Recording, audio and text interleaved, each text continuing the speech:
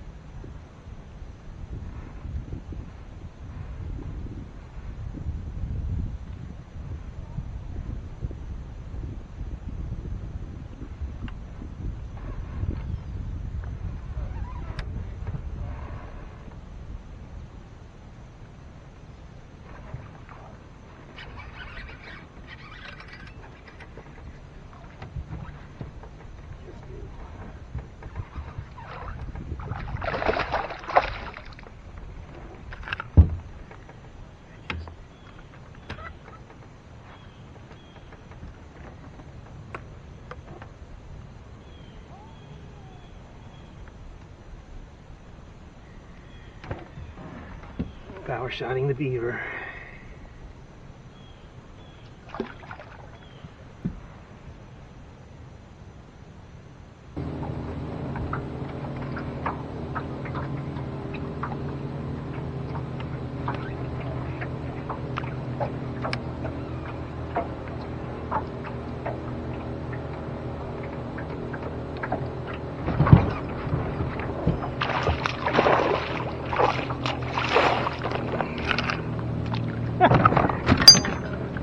Another lost beaver.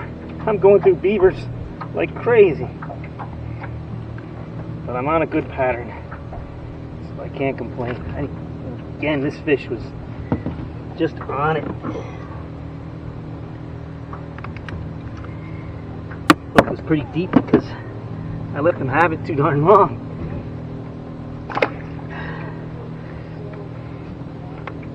Let's see if I can get my beaver back.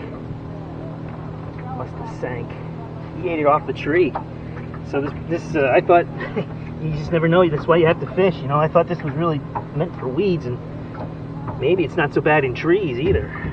I could, you know, being weedless the way I'm rigging it, I can lift that drop shot up and down through the tree branches. Could be good.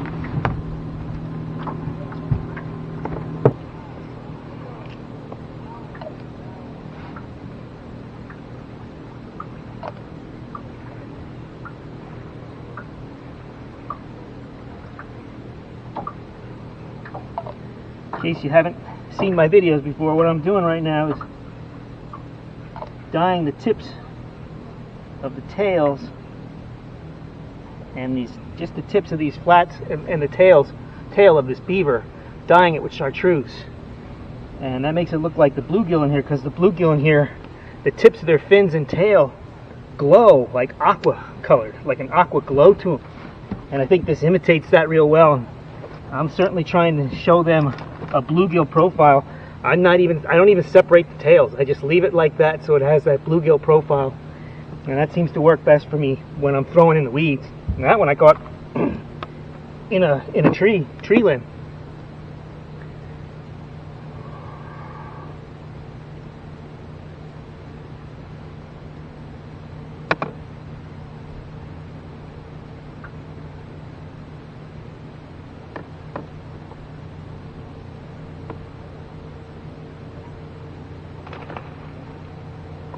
Big carp just jumped out there. Alright, let's see if we can't get another one off that tree limb.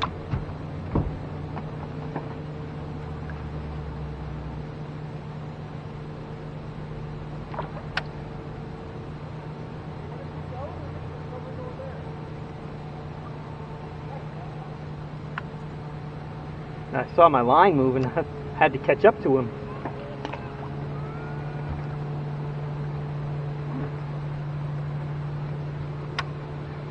Got a good section of weeds here that we can fish yet too. So nice and green, fresh.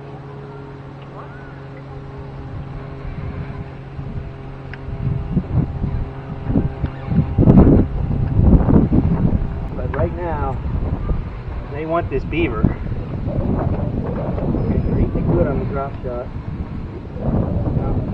if I was just pitching a beaver with a ½ ounce and 3/4 ounce weight, I'm guessing I'd catch them that way too. But the drop shot keeps it in their face a little longer.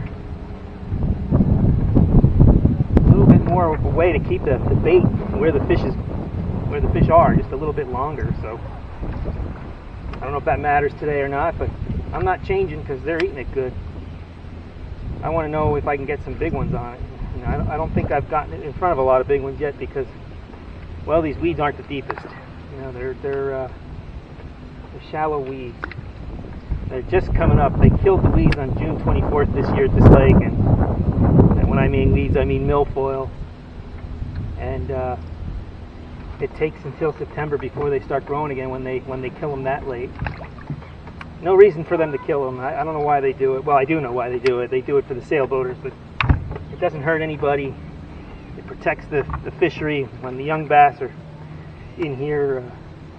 You know, after the spawn, those weeds protect the young of the year fish, and killing the weeds is not helping the bass at all. That's for sure. I wish they'd knock it off. Fishermen always seem to be considered last on this lake, yet it's our license money that probably does the most good. So I don't understand it, but that's how it is.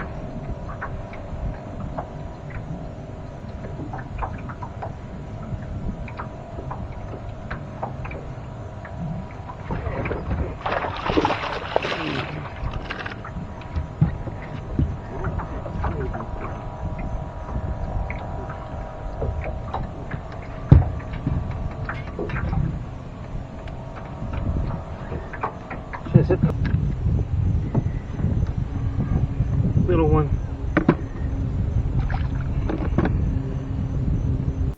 You know, I first started fishing that power shot in earnest last year, late in the season, in the summer season last year.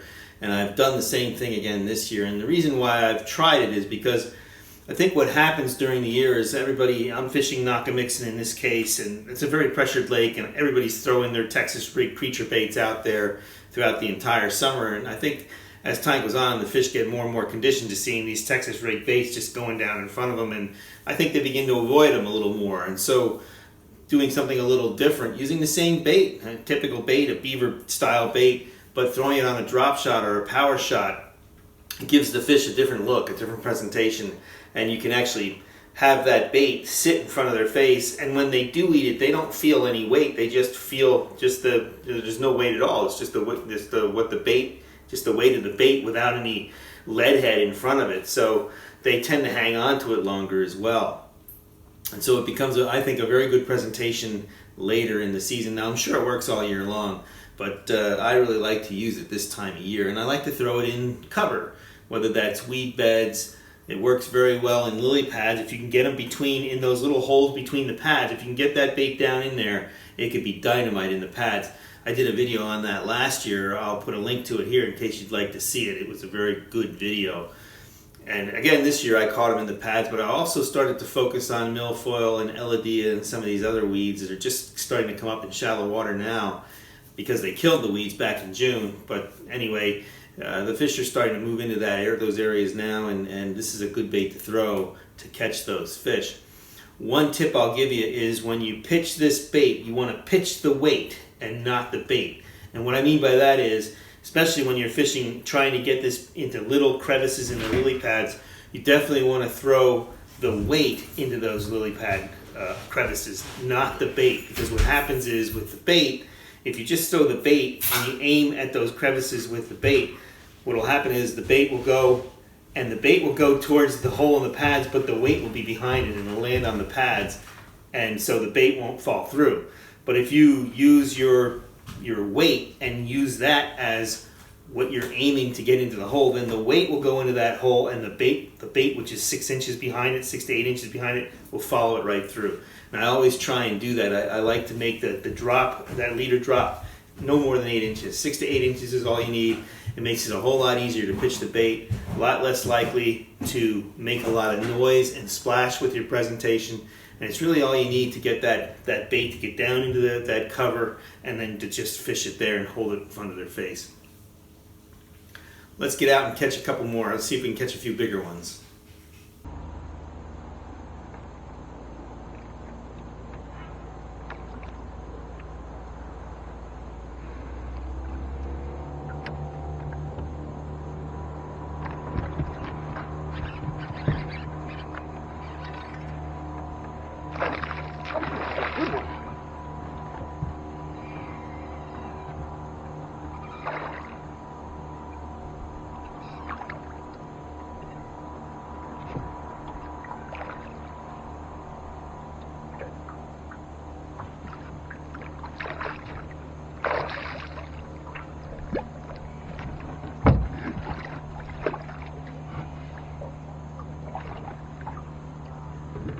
Better one.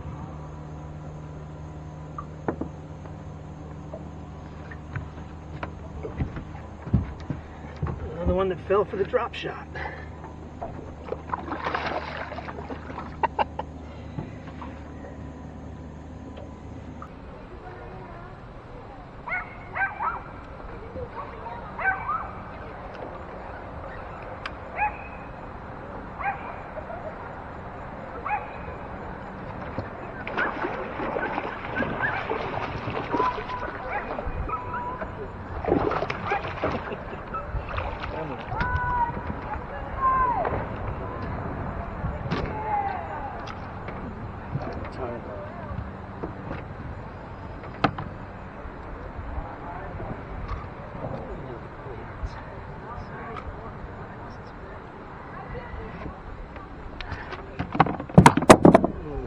There's a few in the pads too.